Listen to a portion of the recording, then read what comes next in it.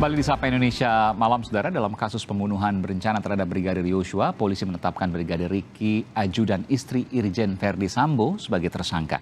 Sebelumnya ajudan Irjen Verdi Sambo, Barada Eliezer, juga jadi tersangka dengan sangkaan pembunuhan. Polisi menetapkan tersangka dalam kasus pembunuhan berencana Brigadir Yosua.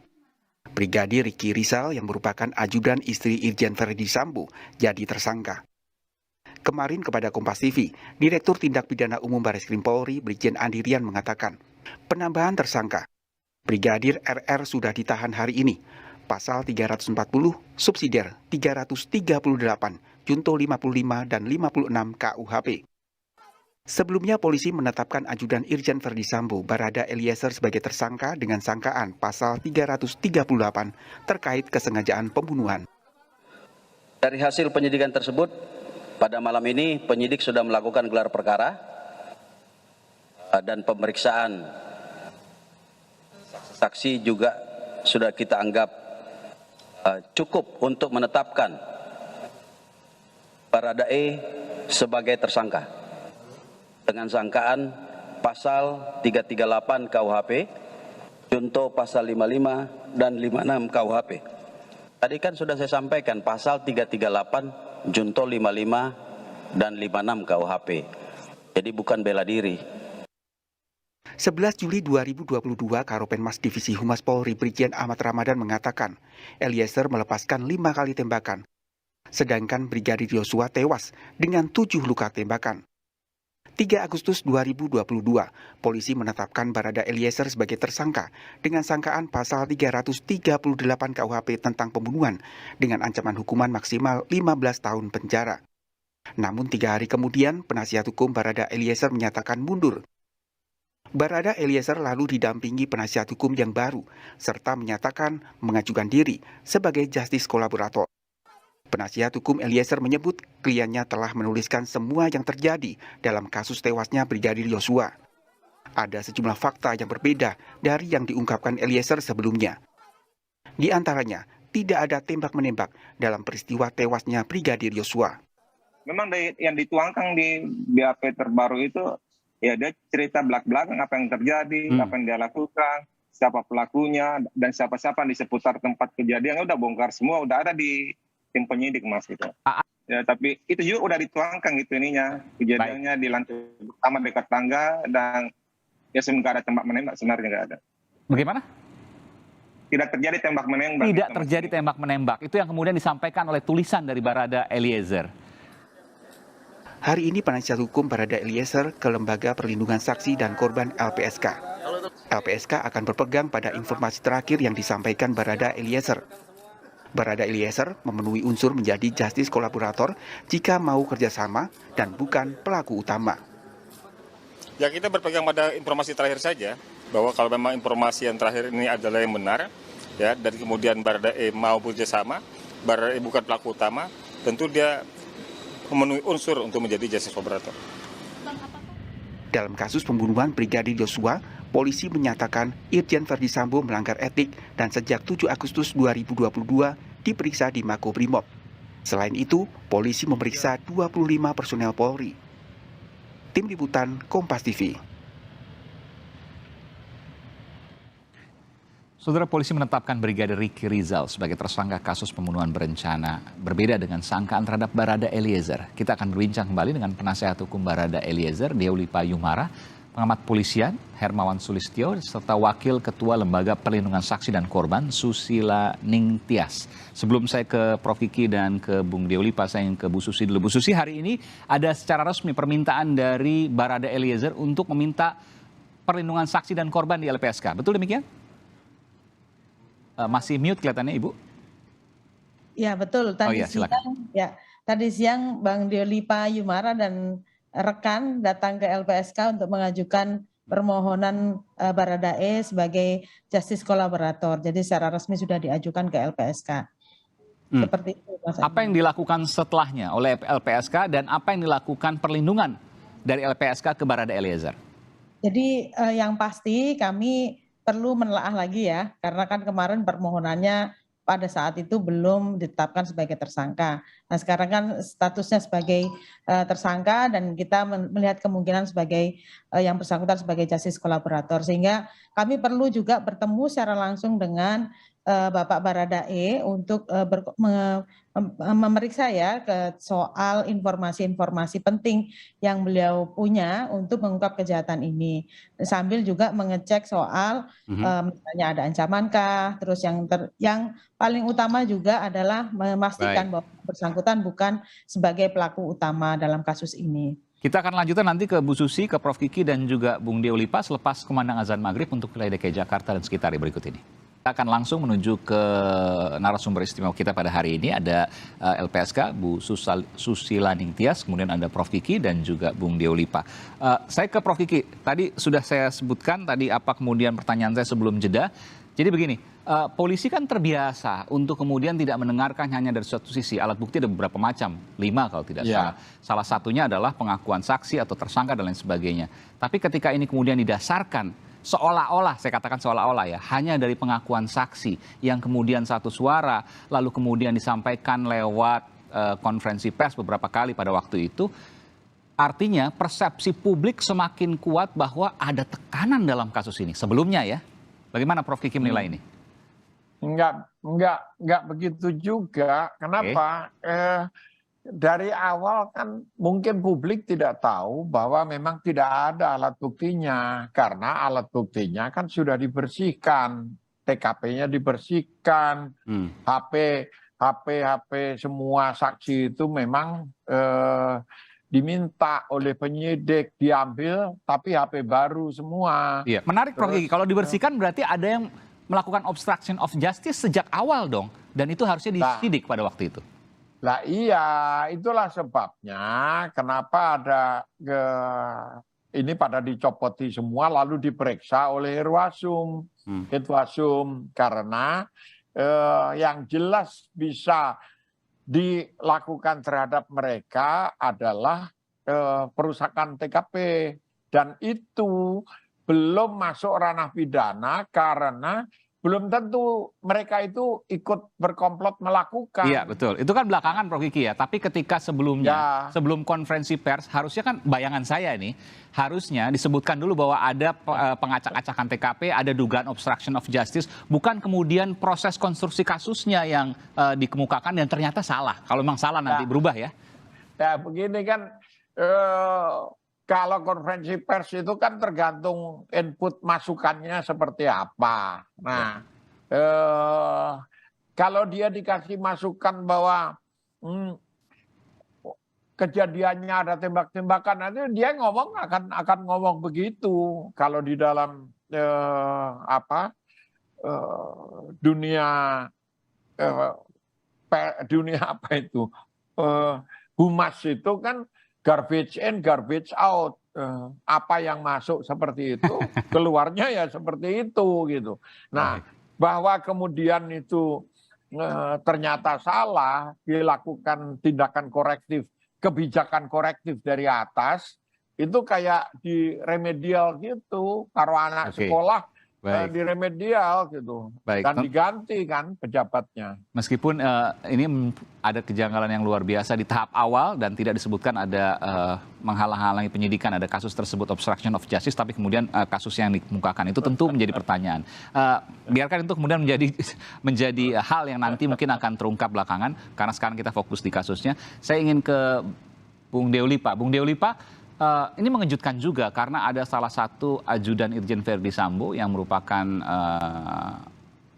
orang dekat dari istrinya juga, ajudan dari istrinya juga, Putri Chandrawati, yakni Brigadir Ricky Rizal yang dikenakan pasal pembunuhan berencana. Ini seolah menunjukkan bahwa Barada Eliezer bukanlah sosok yang melakukan pembunuhan tersebut. Apakah Anda menyatakan itu, atau misalnya kalau melakukan pembunuhan bukan berdasarkan kehendaknya atau berdasarkan suruhan orang lain? Ya kan jelas dalam persangkaan terhadap Barada Eliezer ini kan pasal 338, Jungto 5556. Ya. Semua publik tahu, semua masyarakat tahu, sudah disampaikan. Artinya pasal 338 itu pembunuhan biasa. Gitu. Tapi ketika ada jungto, terus kemudian ada tersangka baru dengan pasal 340, 340-nya kan berencana. Betul. Satu dipidana pembunuhan biasa, satu 340 berencana. Nah, ini dia. Pasti ada hierarkinya. 340, 338, 338 turut serta. Berarti Baradae bukanlah pelaku utama. Tapi Ya, bahwa dia Baradae yang diduga melakukan pembunuhan itu sebuah fakta yang nanti Sebuah akan fakta. dibuktikan tentu. Betul, di persidangan nanti. Karena informasinya Baradae, saya mohon maaf saya harus mengatakan ini, tapi saya konfirmasi juga pada Anda, yang melakukan penembakan atas suruhan atasan atau perintah dari atasannya. Ya kalau dia cuma melakukan pembunuhan kan berarti ada otak pelaku. Ada yang mengerjakan juga. Tapi dia melakukan penembakan pertama kali sehingga menyebabkan... Oh ya, dia sudah mengakui merasa bersalah dia itu. Oke, jadi betul dia melakukan penembakan pertama kali, Bung Deolipa? Nyesel dia itu, nangis dia itu. Sebelum ada penembakan apapun, Eliezer yang melakukan penembakan terhadap Brigadir Yosua. Nah begitu juga, kita yang bilang dia melakukan itu, tapi yang pertama atau yang kedua atau yang ketiga, kita lihat dari pembuktian selanjutnya, dari rekonstruksi selanjutnya kalau ada. Berdasarkan pengakuan Eliezer maksud saya? Ya, dia cuma mengakui dia melakukan itu. Sudah sampai di situ saja. Gitu. Oke, dan baik. dia merasa bersalah terhadap hal itu.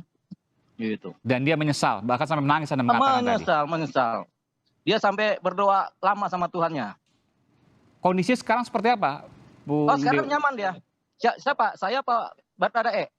Baradae. Kalau Baradae itu senang-senang aja di Barsim, orang diamankan, dia baik-baik saja, dijaga kesehatannya, dia senang-senang saja ya nyaman lah. Apalagi sekarang dia udah punya Tuhan sungguh-sungguh kan. Sebelumnya dia kenapa kemudian diperiksa Komnas HAM, diperiksa penyidik pada waktu itu masih dengan skenario yang lama yang kemudian dibantahnya pada saat ini? Ya saya nggak tahu kalau itu, kan saya nggak bisa masuk ke wilayah masa lalu kan. Tapi kan Anda nanya dong, masa Anda nggak nanya? Iya nanya juga, cuman kan masa kita cerita panjang-panjang kan gitu. Ada tekanan? Ya Pasti. itu udah Anda omongkan, Abang omongkan. Oke. Jadi harus saya ngomongkan, bukan pengacaranya? Iya, bukan. Pengacara kan diem aja nih ngeliatnya. Oke, baik. Anda hati-hati betul tapi ya? Oke. Betul. Itu harus hati-hati Bang. Tapi bahwa sekarang kondisinya sudah tidak ada tekanan psikologi, sudah plong katanya Barada Eliezer dan siap memberikan kesaksian dengan sebenar-benarnya. Betul, aman dalam lindungan Barreskrim dan aman dalam lindungan Tuhan. Oke, posisinya sekarang tidak diketahui di mana? Ya di Barreskrim dong, dijaga sama Barreskrim. Katanya di Brimob. Ya, kan kita lebih tahu. Oke. Jaga, karena dia kan wilayah penyidikan. Begitu. Baik. Ya. Saya ke Bu Susi. Bu Susi, jadi kalau perlindungan ke LPSK kan sudah ada perlindungan dari Barreskrim. Jadi LPSK untuk apa ini? Jadi ada beberapa hak yang harus dipenuhi oleh LPSK yang melaksanakan ini maupun penyidik ya dalam konteks yang bersangkutan sebagai justice kolaborator. Yang pertama itu nanti perlindungan fisik. Nah ini kalau memang ada ancaman ya. Nah perlindungan ini tidak hanya kepada Brigadir E, tapi juga keluarganya bisa kita lakukan. Terus yang kedua, dalam konteks justice kolaborator itu ada namanya penanganan khusus dan ada penghargaan khusus. Nanti ini yang mengerjakan memang sebagian LPSK dan penyidik gitu ya, aparat penegak hukum. Yang pertama itu dalam konteks penanganan khusus itu Baradae ini mempunyai hak untuk nanti dipisahkan tahanannya dari pelaku lainnya yang diungkap melalui kejahatan ini. Yang kedua bisa berkasnya dipisahkan gitu ya terkait dengan pelaku lainnya. Yang ketiga kemudian kalau nanti dalam pemeriksaan kesaksiannya nanti bisa tidak dihadirkan terdakwa di ruang sidang pada saat itu. Jadi tidak harus ada terdakwa di situ. Nah, sedangkan untuk penghargaan khususnya itu bisa diringankan hukumannya, tuntutan hukumannya. Nanti LPSK yang akan rekomendasi kepada jaksa penuntut umum supaya Baradae selaku JC bisa diringankan tuntutan hukumannya. Bahkan bisa bebas? Bisa saja seperti itu, jadi tergantung kasusnya. Nah, yang kedua tergantung posisi kasusnya ya. Yang kedua dalam konteks nanti menjalani. Baik, tunggu sebentar, Bu ini menarik Bu. Jadi kalau seandainya terbukti dan nanti akan direkomendasikan oleh LPSK sebagai justice collaborator bahwa yang bersangkutan menembak, katakan betul menembak, tapi kemudian diperintahkan oleh atasan, maka tetap bisa ada kemungkinan bebas karena ia menjadi justice collaborator dan bukan atas kehendaknya. Ibu bisa jelaskan soal ini? Bukan, dalam konteks itu bisa diringankan karena memang ada atas perintah. Itu kan yang namanya menembak ini kan tetap dia melakukan kejahatan, tetapi apakah yang bersangkutan memang menembak ini atas dirinya sendiri, atas kemauannya sendiri, atau atas perintah gitu ya. Nah ini yang perlu diperiksa lagi sampai sejauh mana peran yang bersangkutan dalam tindak pidana ini. Yang pasti kalau dalam situasi ini, yang bersangkutan ini bukan pelaku utama, bisa dikatakan bukan pelaku utama. Dari pasalnya aja udah jelas ya. Jadi kemungkinan besar beliaunya ini bisa menjadi justice collaborator. Jadi bisa diringankan, bukan bebas ya? Ya, bisa diringankan. Oke, apakah bebas atau tidak tentu itu menjadi kewenangan hakim. Mas, jadi kewenangan hakim dan nanti pembuktian di persidangan. Baik, tentu ini akan menjadi hal yang panjang untuk kemudian kita cermati nanti sampai ke persidangan.